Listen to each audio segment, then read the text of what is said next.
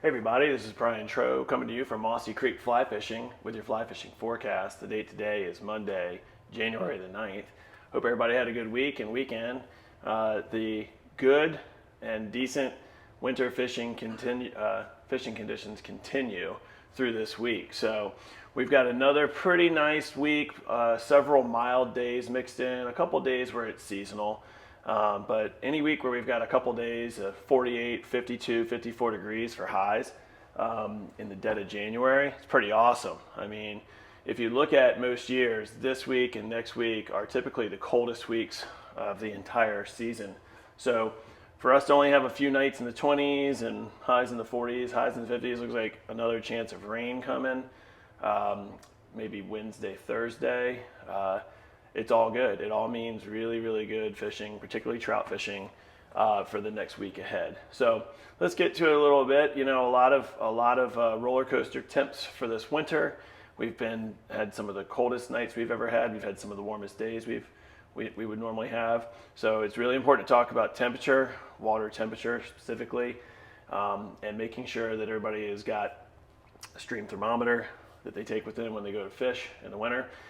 Here in the Shenandoah Valley, the whole valley floor, some of the mountain streams, but mostly the valley floor have limestone influence. We've got springs everywhere.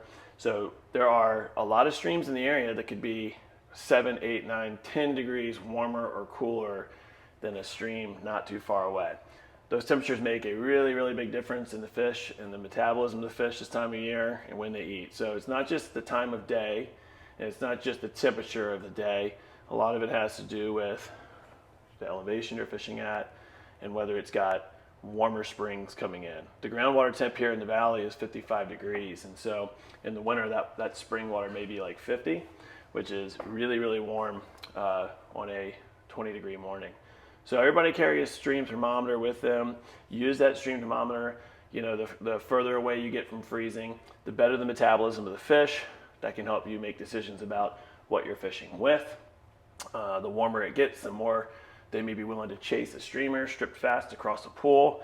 I was out on the water guiding on Thursday, and we had spots where the fish wouldn't move more than an inch. You had to dead drift nymphs right to their mouth.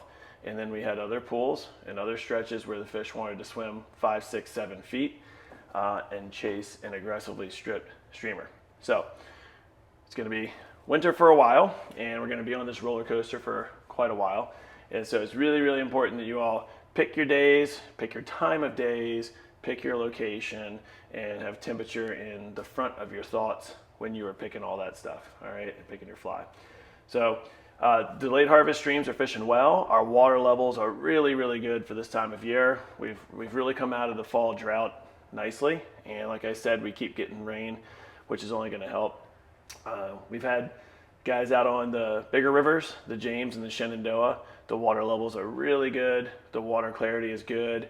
Last week after some rains, we even had that greenish color that we like to talk about, that margarita green that's so good, that helps give you a little bit of cover, and it makes the fish a little bit more comfortable to come up and move around and chase without being spooked quite so easily, especially on bluebird sky days like we've got out today.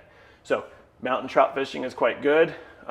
Those brook trout up in the mountains after that hard freeze have had almost 2 weeks now of warmer than average weather. So we've had some pretty good reports on the brook trout streams. Actually, guys doing quite well.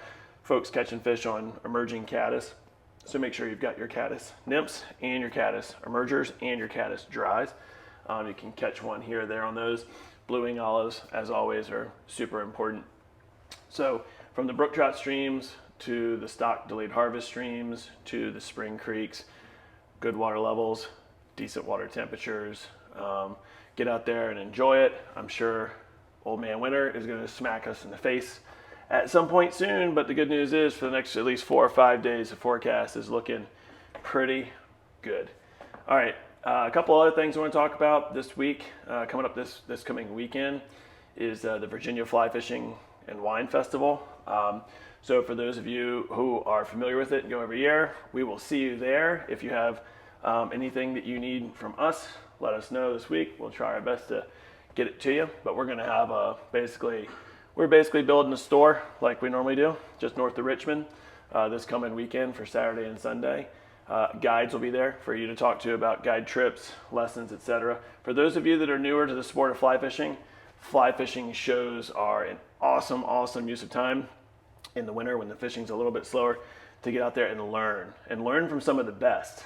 Guys like George Daniel and Tom Rosenbauer will be there. Other people like my brother Colby's going to be giving up the goods on where to fish in the whole region, which is always a fan favorite. So grab a buddy and come on out to the Virginia Fly Fishing and Wine Festival in Doswell, Virginia this coming weekend. All right, I'll see you all next week.